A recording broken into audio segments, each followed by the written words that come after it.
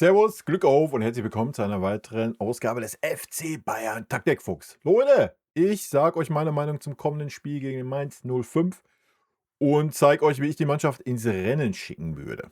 Ja, mein Tipp ist 3:0. Ähm, Mainz, ich weiß gar nicht, soll ich mal eben gucken? Wartet. Vorsicht, wird hell. Für euch nicht ganz so hell, für mich. Keine Ahnung, die letzten 5 Spiele, letztes Spiel unentschieden, 3 Niederlagen unentschieden. Ähm, Ich weiß nicht, wann die das letzte Spiel gewonnen haben. Ist schon ein bisschen was her. Ja, sollte man natürlich trotzdem nicht unterschätzen, aber Leute, wie im letzten Spiel, wir spielen zu Hause. Ähm, Wir haben seit Langem mal wieder eine etwas längere Pause. Wir haben Dienstag gespielt, sogar relativ früh, 18:45 und spielen erst Sonntag. Wann? 17 Uhr oder was? 17:20 Uhr, also. Die Mannschaft sollte ausgeruht sein. Das ist fast eine Woche. Das ist ja Premium. Von daher komme ich erhöhe auf 5:0, Alter. Ich erhöhe auf 5:0. Wir sind ausgeruht. Ja, ich weiß, oft tun wir uns schwer, wenn wir ein bisschen längere Pause haben. Aber die Mannschaft ist heiß, hat noch 2 Spiele vor der Brust. Ähm, Das wird ein 5:0 und gut ist. Das ist mein Tipp. Ja. Wie gesagt, man sollte Mainz natürlich nicht unterschätzen, aber die haben am Ende des Tages nichts zu verlieren, aber wir haben auch genug Qualität. Und ich denke, man sieht, dass die Spieler wollen, dass sie können, wenn sie die Frische haben, die Fitness haben, vom Kopf her und physisch, dann, ja, ist diese Mannschaft nicht aufzuhalten. Und dann sollte Mainz bei allem Respekt auch kein Gegner sein, ne? Gut, damit gehen wir mal rein in die Aufstellung. PK ist erst morgen um 10 Uhr. Also, weiß ich noch nicht. Kann sein, dass die ein bisschen später kommt bei mir auf dem Channel, ne? Ich weiß nicht, wann ich morgen wach bin. Aber ich gehe mal davon aus, dass alles fit ist. Sollte das anders sein, ja, dann ist das so, ja. Gut, fangen wir an. Ich würde 'n Obich aufstellen. Ich würde den noch mal 'n Heimspiel gönnen jetzt vor der Winterpause, auch wenn Manu es ordentlich gemacht hat im letzten Spiel. Ich denke, wie gesagt, Obich mal 'n Heimspiel zu gönnen, sollte nicht das große Thema sein, ja. Ansonsten, ja, Jonathan Tah in der Innenverteidigung. Hm, Ich würde 'n Min-Jae Kim bringen neben ihm.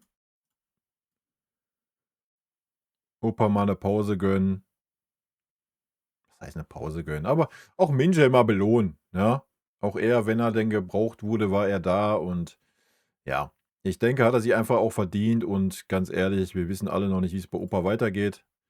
Hat angeblich jetzt, dem Verein mitgeteilt, was seine Forderungen sind. Entweder werden die erfüllt oder er wird sich 'n Verein suchen, der die erfüllt.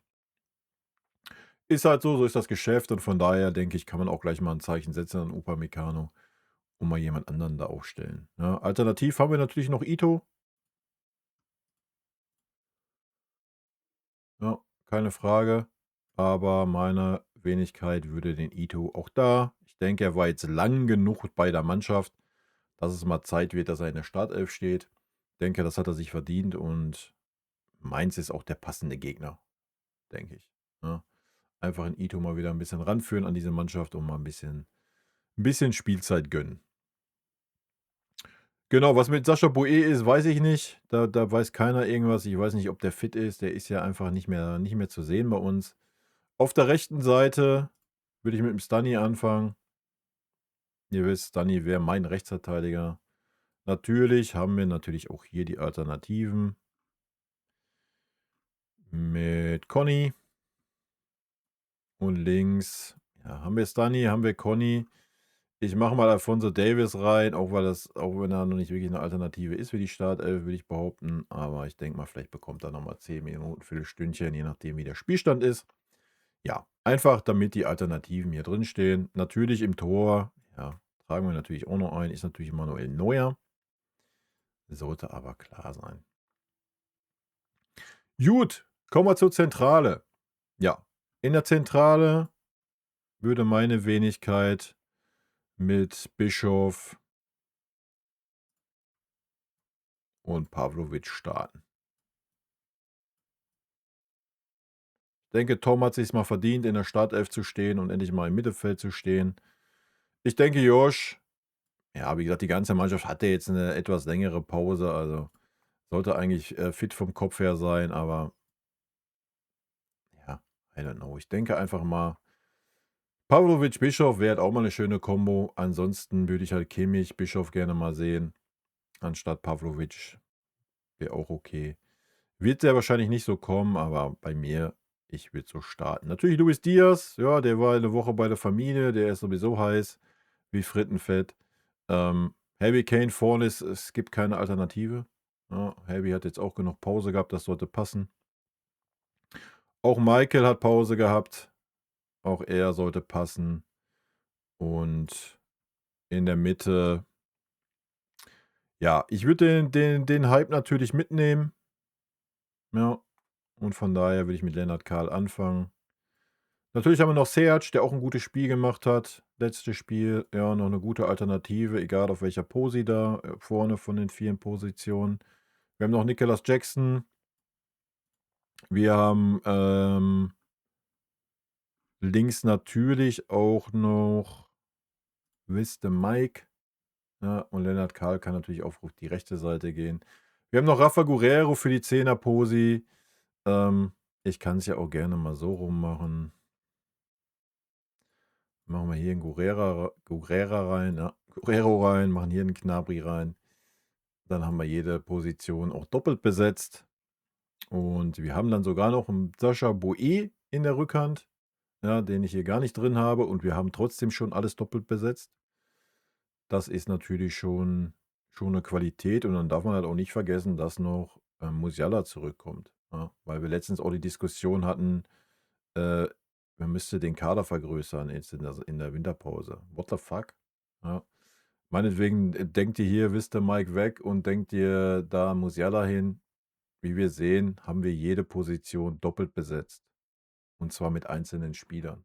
Das heißt, wir haben 22 Spieler, ja, und das sollte reichen. Dazu hast du dann halt ein Wisst Mike, noch den einen oder anderen jungen Spieler zur Not und natürlich auch noch 'n Boey, der auch noch da ist, ja, noch. Wir werden sehen, wie's in der Winterpause geht. Also, ich sehe da keinerlei, Bedürfnisse zu sagen, wir müssen den Kader vergrößern. So gar nicht. Ja, wie gesagt, wenn es eng wird, musst du halt ein 2 Jugendspieler hochziehen und dann sollte der Bums reichen. Gut, das ist meine Aufstellung. Wie wird die Aufstellung sehr wahrscheinlich aussehen? Hm, ich denke, wir werden sehr wahrscheinlich fast dieselbe Startaufstellung sehen wie in der Champions League. Wie gesagt, alle Spieler sind ausgeruht.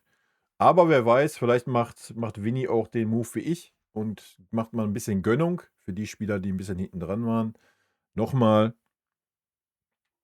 es ist am Ende des Tages mit allem sportlichen nötigen Respekt, den man haben kann, am Ende des Tages nur Mainz 05, ja. So, danach spielen wir noch in Heidenheim. Das ist jetzt auch nicht der absolute Oberburner, auch wenn die gerade wieder aufsteigende Form haben und natürlich auswärts und so weiter. Ja, das ist natürlich immer noch mal 'n bisschen was anderes. Aber ich denke jetzt ein Heimspiel gegen Mainz, da sollte man einfach auch mal den Leuten, die vielleicht so ein bisschen hinten dran stehen, einfach mal gönnen, ja? Und dann hast du immer noch genug Potenzial draußen sitzen, ihr habt's gesehen, um auch reagieren zu können, wenn irgendwas nicht so laufen sollte. Gut, Leute, ich wünsche euch auf jeden Fall ein super duper Wochenende, einen schönen dritten Advent, und natürlich ein schönes Spiel gegen Mainz 05, hoffentlich mit 'm Sieg für uns. Und in diesem Sinne, rot-weiße Grüße. Vielen lieben Dank für euren Support hier auf dem Kanal und in diesem Sinne, gute Freunde kann niemand trennen.